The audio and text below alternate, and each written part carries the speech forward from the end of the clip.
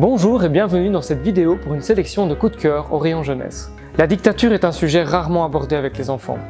Pourtant, l'histoire et l'actualité du monde prouvent qu'elle n'a pas disparu et reste encore une menace pour certains. Avec Le Dictateur, un album très visuel et presque abstrait, Chimo Adabia joue sur les couleurs et les symboles pour expliquer simplement comment une personne au pouvoir peut arriver à imposer ses idéaux et influencer toute une nation.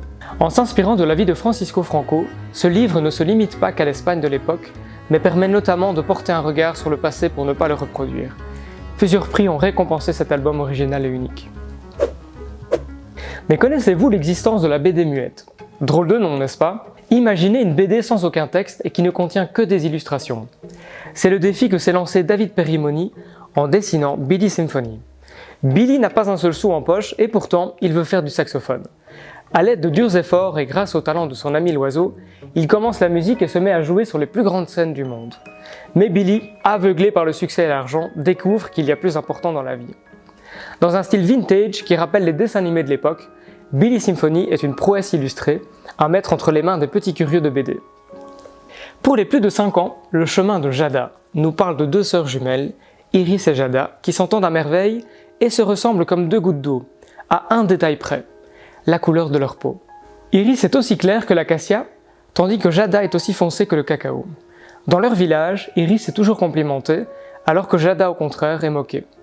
Pour fuir ces remarques, elle décide un jour de s'aventurer dans la forêt, là où les enfants de la nuit lui ressemblent.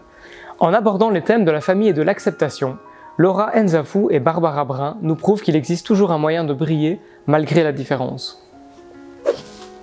La grande collection de bestioles. Tout est dit dans le titre. Lors d'une visite avec son papy, Hugo découvre le musée d'histoire naturelle et un nombre incroyable de merveilleux insectes. Depuis, il ne pense qu'à une chose, créer sa propre collection. Il se met à ramasser toutes les petites bêtes qu'il croise dans son jardin, jusqu'au moment où il n'y en a plus une seule.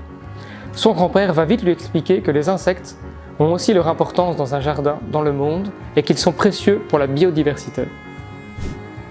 Enfin, voici un roman accessible aux plus de 14 ans. Comment vivre quand on ne ressent rien? Yenjai a 15 ans et n'arrive pas à ressentir les émotions. Son amygdale cérébrale, son amande, ne fonctionne pas bien.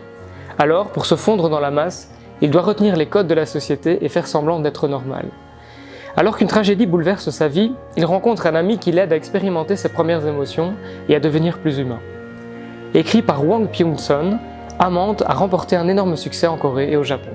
Et il n'est pas prêt de s'arrêter là. Sur ce, merci pour votre écoute et à très bientôt pour une prochaine vidéo.